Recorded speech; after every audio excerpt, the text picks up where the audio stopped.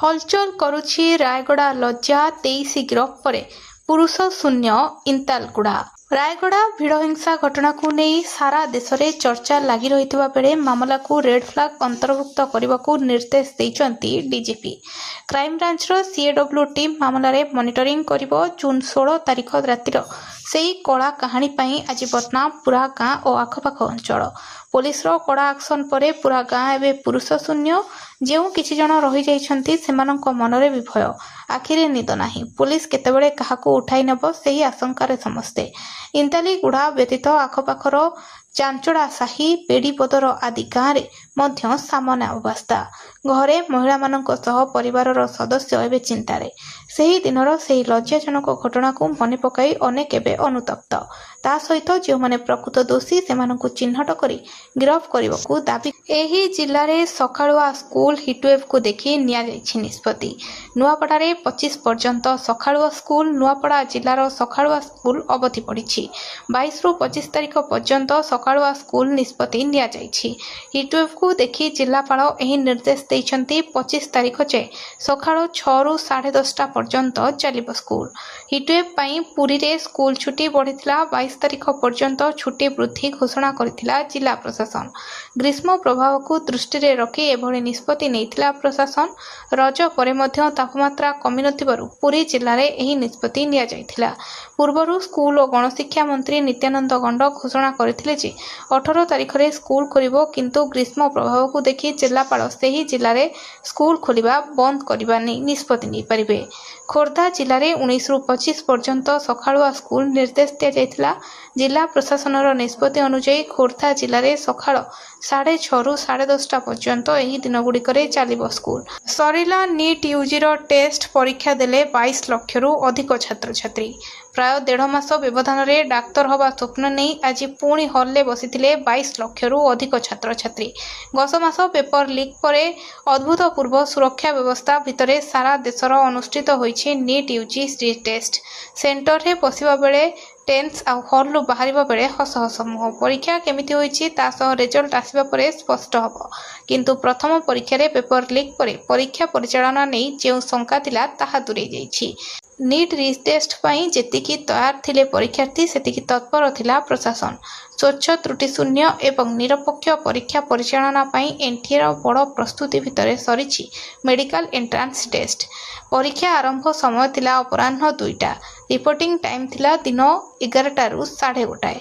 Centre भितर को प्रवेश बेले तन्न तन्न करी जांच होइथिला परीक्षार्थींकर सबकिछि। सारा देश रे 551टी सहरर 5440 सेंटर परीक्षा देथिले 22 लाख रु अधिक मेडिकल आशायी। वार्धक्य भत्ता पाई आंदोलन प्ला कार्ड धरी प्रतिवाद कले हिताधिकारी। भत्ता पाई आंदोलन 3 मास होला मिलिनी वार्धक्य भत्ता।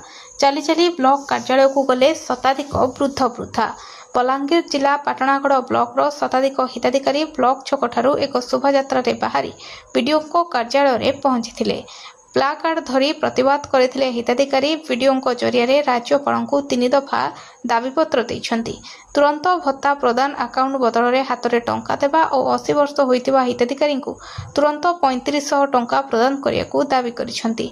शीघ्र समस्यार समाधान कराजिबो बोली कहिसंती वीडियो।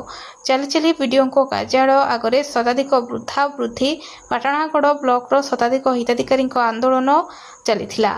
वीडियो जरिया रे राज्यपाल को 3 दफा दाबीपत्र देइथिले। शीघ्र समाधान करबा पई मध्य वीडियो को कहा जाइथिला। रक्त भंडार रे मिलुनी रक्त भित्तिभूमिर अभाव दर्शाई बंद कर दिया गला रक्तदान। रक्त अभाव जमिति कहार जीवन न जाऊ सेतिपई सरकार बड़ बड़ दाबी करुछंती। हेले कलाहांडी जिलार धर्मगढ़ आसी एक चिंताजनक चित्र। भित्तिभूमिर अभाव दर्शाई गत 11 तारिख बंद हो जाइछि धर्मगढ़ रेडक्रॉस रक्त भंडार। फल बुंदाए रक्त पाई हंतसंत होउछंती रोगी। 2004 रे लोकार्पण होइथिला धर्मगढ़ रेडक्रॉस रक्त भंडार। धर्मगढ़ उपखंड समेत नुआपड़ा नवरंगपुर पड़ोशी छत्तीसगढ़ सीमांत लोकों पई यह संजीवनी सदृश थिला। दुर्घटनाग्रस्त व्यक्ति प्रसूति महिला और ଥାଲାମେସିଆ ରୋଗୀଙ୍କ ପାଇଁ ମଧ୍ୟ ଥିଲା ଏହା ବଡ଼ ସାହାରା। ନିୟମିତ ରକ୍ତଦାନ ଶିବିର ମାଧ୍ୟମରେ ରକ୍ତ ସଂଗ୍ରହ ମଧ୍ୟ କରାଯାଉଥିଲା। କିନ୍ତୁ ବିଡ଼ମ୍ବନାର ବିଷୟ, ଗତ ଜୁନ୍ 11 ତାରିଖରୁ ଭିତ୍ତିଭୂମିର ଅଭାବ ଦର୍ଶାଇ ଏହି ଜୀବନଦାୟୀ ରକ୍ତ ଭଣ୍ଡାରରେ ରକ୍ତଦାନ ବନ୍ଦ କରିଦିଆଯାଇଛି। ଫଳରେ ଅସୁବିଧାର ସମ୍ମୁଖୀନ ହେଉଛନ୍ତି ରୋଗୀ। ଟ୍ରେନରେ ମହିଳା ସନ୍ତାନ ପ୍ରସବ, ଆର୍ପିଏଫ୍ ବ୍ୟବସ୍ଥା କଲେ ଜରୁରୀ ଚିକିତ୍ସା ସହାୟକ। ଗୋଟିଏ ଟ୍ରେନ୍ ଭିତରେ ଅନ୍ୟଟି ଆମ୍ବୁଲାନ୍ସରେ କିଛି ସମୟ ବ୍ୟବଧାନରେ 2ଟି ସନ୍ତାନ ପ୍ରସବ କରିଛନ୍ତି ଜଣେ ଟ୍ରେନ୍ ଯାତ୍ରୀ। ସୂଚନା ଅନୁସାରେ ଜଣେ ଗର୍ଭବତୀ ମହିଳା ରାଉରକେଲାରୁ ଗୁଣୁପୁର ରାଜ୍ୟରାଣୀ ଏକ୍ସପ୍ରେସରେ ଜେନେରାଲ କୋଚାରେ ଯାତ୍ରା କରୁଥିବା ବେଳେ ହଠାତ୍ ପ୍ରସବ ବେଦନା ହୋଇଥିଲା। ଏନେଇ ରେଲ ମଦତ ଯୋଗେ ସୂଚନା ଦାବି ପରେ କଟକ ରେଳ ଷ୍ଟେସନରେ ଆର୍ପିଏଫ୍ର ଏକ ଟିମ୍ ତୁରନ୍ତ ପହଞ୍ଚିଥିଲା। ହେଲେ ସେତେବେଳକୁ ମହିଳା ଜଣକ ଟ୍ରେନ୍ ଭିତରେ ହିଁ ଏକ ଶିଶୁପୁତ୍ର ପ୍ରସବ କରିସାରିଥିଲେ। ଆର୍ପିଏଫ୍ କର୍ମଚାରୀମାନେ ପ୍ଲାଟଫର୍ମର ଏକ ଅଂଶକୁ ଘେରାଉ କରି ଜରୁରୀ ଚିକିତ୍ସା ସହାୟତା ବ୍ୟବସ୍ଥା କରିଥିଲେ। ଜଣେ ଫାର୍ମାସିଷ୍ଟ ମଧ୍ୟ ସ୍ୱଇଚ୍ଛାରେ ଆଗକୁ ଆସି ମା ଓ ନବଜାତ ଶିଶୁଙ୍କୁ ପ୍ରାଥମିକ ସହାୟତା ପ୍ରଦାନ କରିଥିଲେ। ତେବେ ମହିଳା ଜଣକ ଯାଆଁଳା ଶିଶୁ ଗର୍ଭଧାରଣ କରିଥିବାରୁ ଦ୍ୱିତୀୟ ସନ୍ତାନ ଜନ୍ମ ପାଇଁ ତୀବ୍ର ପ୍ରସବ ବେଦନା ଅନୁଭବ କରିଥିଲେ। ପରେ 108 ଆମ୍ବୁଲାନ୍ସ ଯୋଗେ ତାଙ୍କୁ ଏସ୍ସିବି ମେଡିକାଲ କଲେଜ ଓ ହସ୍ପିଟାଲକୁ ପଠାଯାଇଥିଲା। ତେବେ ହସ୍ପିଟାଲ ନବା ବାଟରେ ହିଁ ଆମ୍ବୁଲାନ୍ସ ଭିତରେ ଦ୍ୱିତୀୟ ଶିଶୁଟି ଜନ୍ମ ନେଇଥିଲା। ତୃତୀୟ ଶିଶୁର ମୃତ୍ୟୁ ହୋଇଥିବାର ଜଣାପଡ଼ିଛି। ଜୀବନ ହାରିଲେ କଲେଜ ଛାତ୍ରୀ, ମନ୍ତ୍ରୀଙ୍କ ପୁତୁରା ନାଁରେ ରୁଜୁ ହେଲା କେସ୍। ବ୍ରହ୍ମପୁର ନିକଟ ଗୋଳନ୍ତରା ଥାନା ଅନ୍ତର୍ଗତ ଏକ ଘରୋଇ ଇଞ୍ଜିନିୟରିଂ କଲେଜର ଜଣେ ଛାତ୍ରୀଙ୍କ ଆତ୍ମହତ୍ୟା ଘଟଣାରେ ପୁଲିସ ବିଶ୍ୱଜିତ ଜେନା ନାମକ ଜଣେ ଛାତ୍ରଙ୍କ ବିରୋଧୀଙ୍କ ମାମଲା ରୁଜୁ କରିଛନ୍ତି। ତାଙ୍କ ବିରୋଧରେ ବିଏନ୍ଏସ୍ର ଧାରା 108 ଅର୍ଥାତ୍ ଆତ୍ମହତ୍ୟା ପାଇଁ ଉସ୍କାଇବା ନେଇ ଦଫା ଲାଗିଛି। ମାମଲା ରୁଜୁ ହୋଇଥିବା ବିଶ୍ୱଜିତ ଜେନା ପରିବହନ ମନ୍ତ୍ରୀ ବିଭୂତି ଜେନାଙ୍କ ପୁତୁରା ବୋଲି ସୂଚନା ମିଳିଛି। ମୃତ ଛାତ୍ରୀଙ୍କ ମାମୁଙ୍କ ଅଭିଯୋଗ ଅନୁଯାୟୀ ବିଶ୍ୱଜିତ ମଧ୍ୟ ସେହି କଲେଜରେ PCA ଶେଷ ବର୍ଷର ଛାତ୍ର ଥିଲେ। ଉଭୟଙ୍କ ମଧ୍ୟରେ ପ୍ରେମ ସମ୍ପର୍କ ରହିଥିଲା। ଅନ୍ୟପକ୍ଷରେ ମୃତ ଛାତ୍ରୀଙ୍କ ଲାପଟପ୍, ମୋବାଇଲ ଫୋନ୍, ହଷ୍ଟେଲରେ ଲାଗିଥିବା ସିସିଟିଭି କ୍ୟାମେରାର ଫୁଟେଜ୍ ଜବତ କରିଛି ପୋଲିସ।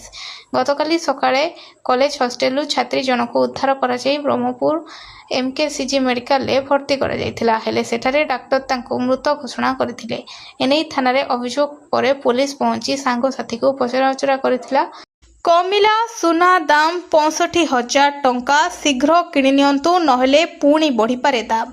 ନମସ୍କାର ଦର୍ଶକ ବନ୍ଧୁ, ସୁନା କିଣିବାକୁ ଅପେକ୍ଷା କରୁଥିବା ଲୋକଙ୍କ ପାଇଁ ଆସିଛି ବଡ଼ ଖୁସି ଖବର। ବଜାରରେ ସୁନା ଦାମରେ ଦେଖିବାକୁ ମିଳିଛି ବଡ଼ ହ୍ରାସ। ନିକଟରେ ଯେଉଁ ସୁନା ଦାମ ଲଗାତାର ବଢ଼ୁଥିଲା, ଏବେ ସେଥିରେ କିଛିଟା ଆଶ୍ୱସ୍ତି ମିଳିଛି। ବର୍ତ୍ତମାନ ସୁନା ଦାମ 65,000 ଟଙ୍କା ତଳକୁ ଖସି ଆସିଛି। ବିବାହ ଋତୁ ଆଗକୁ ଆସୁଥିବା ବେଳେ ସୁନା ଦାମ କମିବା ଗ୍ରାହକଙ୍କ ପାଇଁ ଏକ ବଡ଼ ସୁଯୋଗ ସୃଷ୍ଟି କରିଛି। ଅନେକ ପରିବାର ଦୀର୍ଘ ଦିନ ଧରି ସୁନା କିଣିବାକୁ ଅପେକ୍ଷା କରୁଥିଲେ। ଦାମ ଅଧିକ ଥିବାରୁ କିଣିବା ନିଷ୍ପତ୍ତିକୁ ଟାଳି ଦେଉଥିଲେ। କିନ୍ତୁ ବର୍ତ୍ତମାନର ଏହି ହ୍ରାସ ସେମାନଙ୍କ ପାଇଁ ଖୁସି ଖବର ନେଇ ଆସିଛି।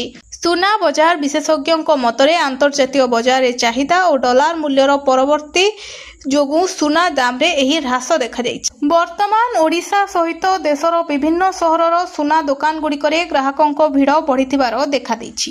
ଅନେକ ଲୋକ ଏହି ସୁଯୋଗର ଫାଇଦା ନେଇ ସୁନା ଅଳଙ୍କାର ଓ ସୁନା ମୁଦ୍ରା କିଣିବା ଆରମ୍ଭ କରିଛନ୍ତି। ଦୋକାନୀମାନେ ମଧ୍ୟ କହୁଛନ୍ତି ଯେ ଦାମ କମିବା ପରେ ବିକ୍ରିରେ ବଡ଼ ବୃଦ୍ଧି ହେଉଛି।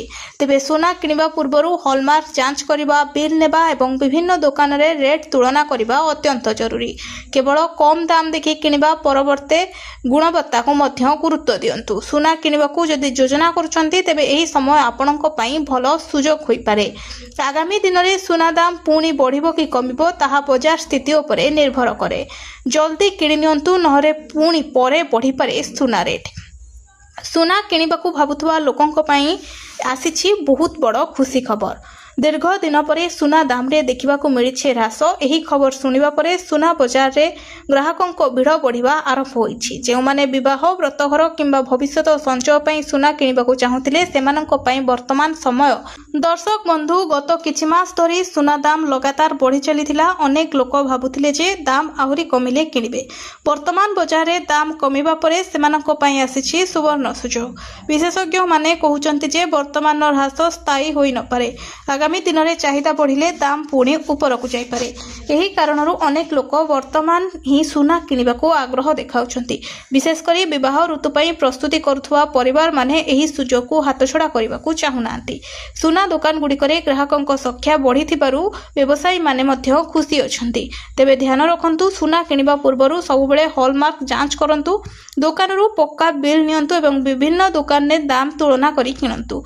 यह आपनकु भल दर रे उत्तम गुणवत्तार सुना पाइबार साहाय्य करिवो। दर्शक बंधु, वर्तमान एही ह्रास परे अनेक कहउचंती जे सुना किनिबा पई यह एक भल समय। तेबे दाम भविष्य में केमिति बदलिबो ताहा निश्चित नुहे। जदि आपनको सुना किनिबा पई योजना रहिछि तेबे वर्तमान बजार दर विषय जानी निष्पत्ति नै पारंती। दर्शक बंधु, सुना बजार को नहीं आउ एक बड़ अपडेट। निकटरे सुना दाम रे सामान्य ह्रास देखा मिलथिले मध्य बजार विशेषज्ञ माने एक गुरुत्वपूर्ण संकेत दौरान सेमानक मतरे आगामी दिन में सुना दाम पुणी थरे बढ़ी पारे। एही खबर शुणिबा परे सुना किनिबा को चिंता करुथुवा लोकंक मध्यरे चर्चा बढ़ी जाइछि। दर्शक बंधु, सुना को सबुबेले एक सुरक्षित निवेश भाव देखा जाए। जेतेबेले विश्व अर्थनीति में अनिश्चितता देखा देइथाय सेतेबेले निवेशक माने सुना आडू आकर्षित हुअन्ति। फलरे चाहिदा बढ़े एवं दाम मध्य उपरकू जिबा आरंभ करे। वर्तमान मध्य अंतर्जातीय बजार किछि परिस्थिति एभଳି संकेत देउछि जे सुना दाम आगकू बढ़ी पारे। विवाह ऋतु एवं पर्वपर्वाणी समय निकट आसुथिबारु सुनार चाहिदा मध्य बढ़िबा संभावना रही। भारत में पारंपरिक भाव में विवाह और शुभ कार्य सुना किनिबार प्रथा रही। एही कारणरू बजार में अधिक चाहिदा सृष्टि हेले दाम पुणी उपरकू जाइपारे। अनेक व्यवसायी मतरे वर्तमान ह्रास दीर्घ समय रही न पारे। जदि विश्व बजार में सुना क्रय बढ़े किंबा डॉलर मूल्य में परिवर्तन आसे तेबे सुना दाम द्रुत गति में वृद्धि पाइपारे। सेथिपाई अनेक ग्राहक वर्तमान ही सुना किनिबा को आग्रह देखाउछंती। दर्शक बंधु, जदि आपण आगामी किछि मास मध्यरे सुना किनिबार योजना करुछंती तेबे बजार उपरे नजर रखंतु, कारण वर्तमान जो दाम देखा दउछि ताहा आगकू बढ़िबार बोली अनेक आकलन करुछंती। काहेकि बढ़े सुना दाम? आपण माने निश्चिंत देखिथिबे जे सुना दाम केबे कमुछि तो केबे हठात बढ़ी जाउछि, किंतु अनेक लोकंक मनरे गोटिए प्रश्न थाए, शेषरे सुना दाम काहेकि बढ़े? सुना केवल एक गहना नुहे, एहाकू सुरक्षित निवेश भाव में देखा जाए। जेतेबेले विश्व अर्थनीति में अस्थिरता देखा जाए सेतेबेले बड़ बड़ निवेशक और देशर केंद्रीय बैंक माने सुना किनिबा आरंभ करती। एहा फलरे चाहिदा बढ़ी जाए एवं सुना दाम उपरकू जिबा आरंभ करे। द्वितीय बड़ कारण होउछि डॉलर मूल्य। भारत सह अनेक देश विदेशर सुना आमदानी करिथांती। जदि डॉलर शक्तिशाली हुए किंबा टंकार मूल्य कमी जाए तेबे सुना आमदानी खर्च बढ़ी जाए, फल देशीय बजार में सुना दाम वृद्धि पाए। तृतीय कारण होउछि विवाह पर्वपर्वाणी चाहिदा।